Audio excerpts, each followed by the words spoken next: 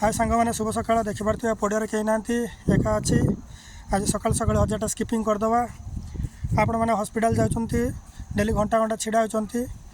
बदली पड़िया आसी पाद देवाटा बहुत भल हम देखिपे हॉस्पिटल सब भिड़ रोचे